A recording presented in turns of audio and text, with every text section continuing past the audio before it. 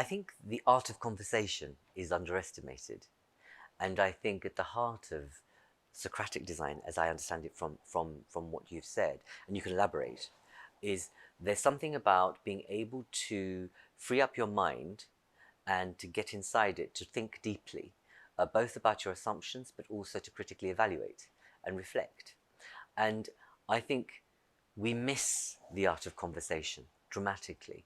And that goes back to what I was saying earlier in the interview.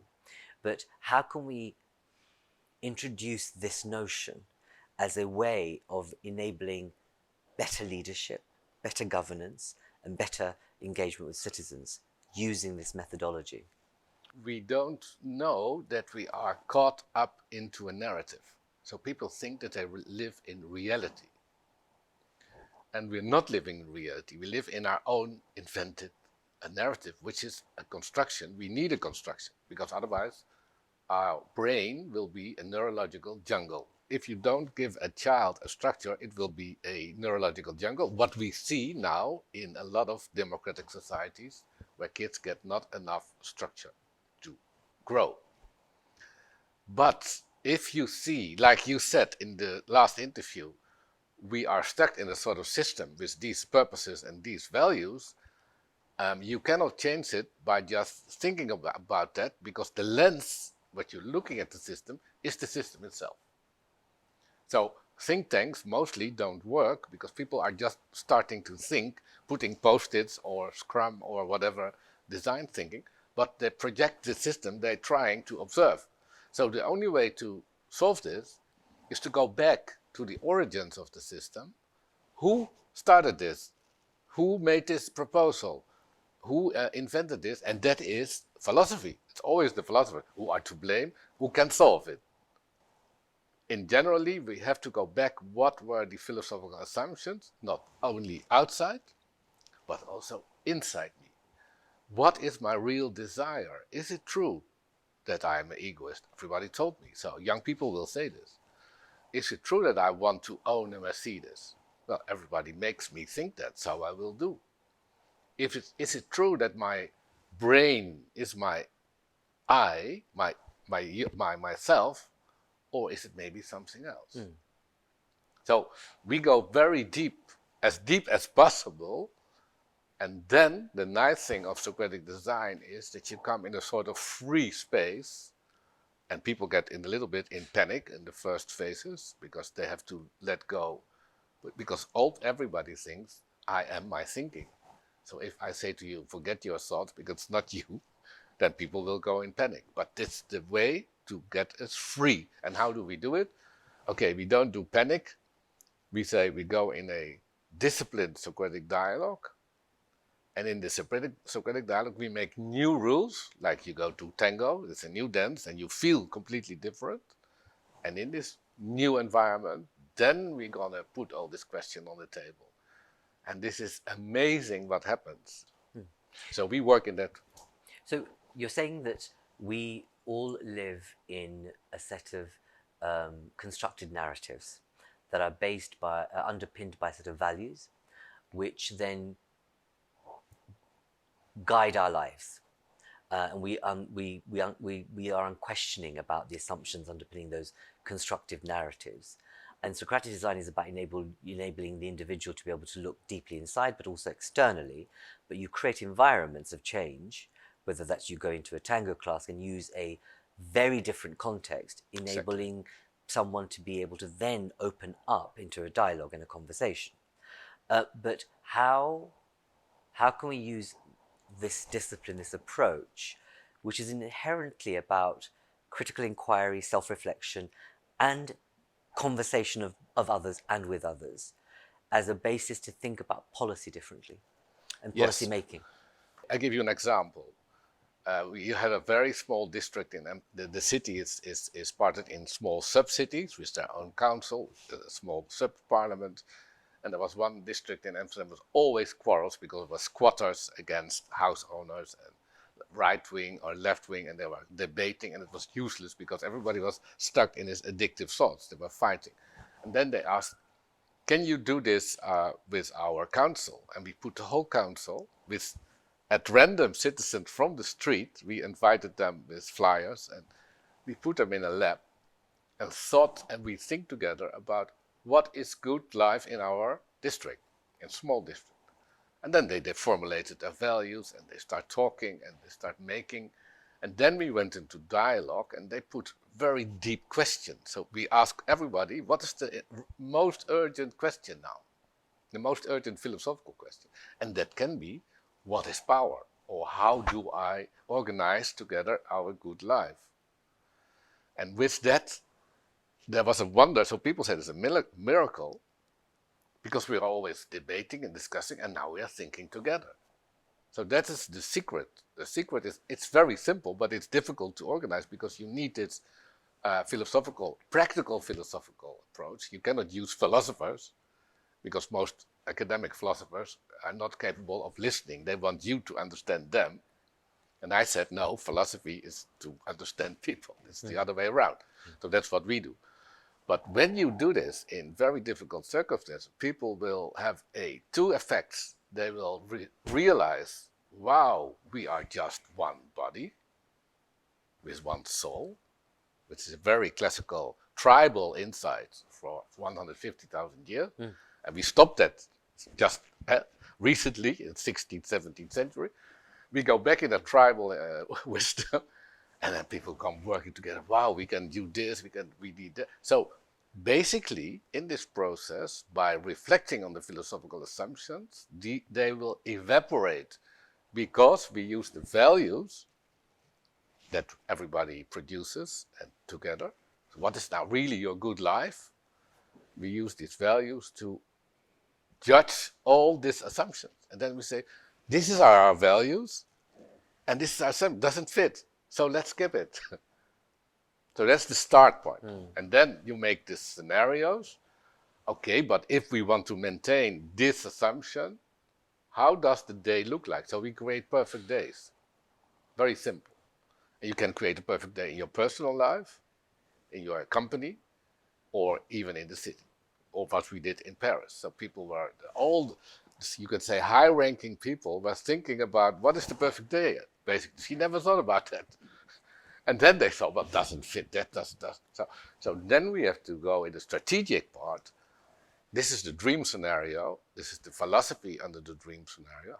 This is the habits we need. So what would we have to change in the environment? Because the environment gives us the habits. Because we are not, and this is a philosophical insight, we are not in our heads. We are, and that's John Dewey stated it very firmly in the last century. You are not your inside identity. You are your interaction between you and the environment. So if you want to change yourself, you have to change directly the environment or the way you interact with one another. So if we put, for instance, in Rotterdam they found out, we have to say good morning to everybody in the street. It's a very violent street. Very simple. And everybody changed. And this was 30 years ago. Yeah. And now in Rotterdam, people can say to you on the street, hello. So setting a context is important. In your Rotterdam example, or the other examples where you create a collision almost of different types of the power dynamic, whether it's a policymaker and a citizen, and you enable them to think and imagine differently. It's almost the power of imagination. But you use that by asking questions which are very simple, which often people do not ask, i.e., what makes you happy? Exactly. What's a good day for you? What does love mean to you, for example, and etc. and so on. And you can see the power of that. And actually, when you describe the example of someone saying, actually, let's all try and say hello to each other, what does that do in terms of the impact of a smile and what that releases in your head in terms of endorphins, etc., etc. And we've seen examples of behavioral science, if you call it, where in certain very deprived neighborhoods or very violent areas or violent metro stations, suddenly putting music on at night or during the morning has a calming effect, and we can see that.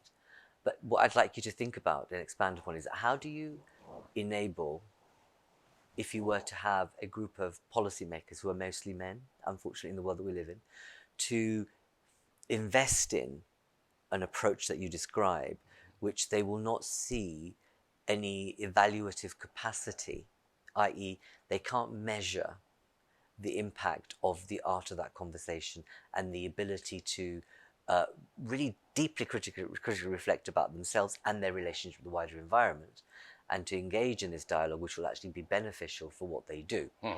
But they will want to see, what's the point of At my front, time? yeah. Make them philosophers. So that's the secret of the Socratic design. I make you a philosopher because you think I cannot philosophize, I'm too stupid, or I didn't study. No problem. We can make you in 1 hour that you start this process. Like, how can I become happy? Which is a fundamental question. Aristotle would say, if you want to make a good community, let everybody think about what makes him happy, and then he will discover that self-development. Wow, is that not a nice aspect of this thinking? But to come back to your question, what is the benefit for policymakers? They are stuck into problem solving, and they realize the past 20 years we didn't solve anything, so we should do a new routing.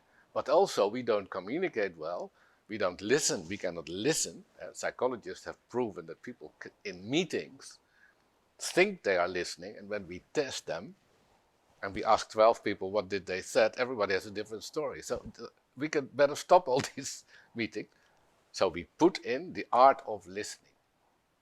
This is the secret. So the art of listening will bring us into an emergent mind, which is a very old tradition of human beings in Indians, African, Turkish, whatever society, who are still close to this. So, and that in the political way, in the political arena, people are basically, thanks to social media, hardening their positions against one another. So that even makes the debates worse than ever, worse than before. Because if Rutten tonight tonight at 10, is debating against this extreme right, Thierry Baudet, he's only thinking about what will happen in social media if I say this. So he's not thinking anymore. You see what I mean? So in this era, it's very essential that we have trust between leaders, and that there is a dominant method. We call this method dominant empathy. So you cannot, when people come in, I know how to deal with. I know how to bring people into a trust level out of their narcissistic self. This sounds very ambitious, but you can understand that you can do it if you have a good discipline method.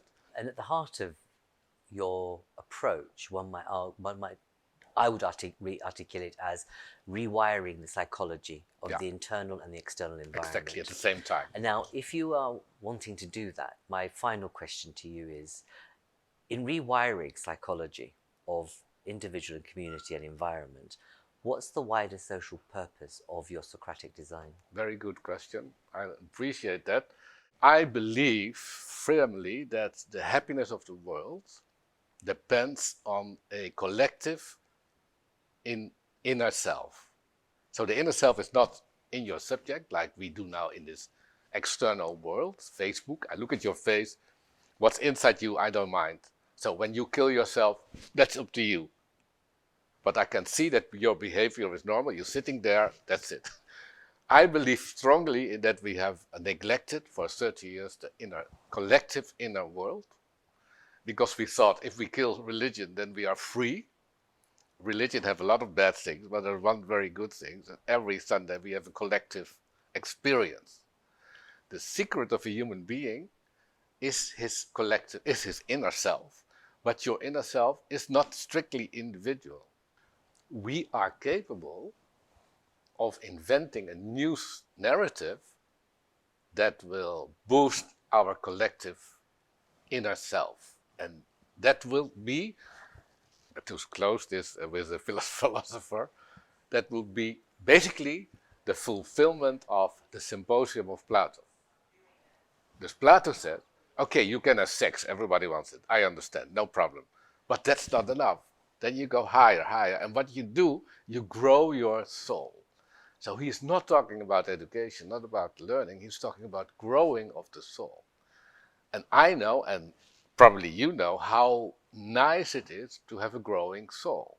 So what you're fundamentally saying is that the inner collective self can lead to a happier, more fulfilled individual in society. Exactly. Thank you. Thank you.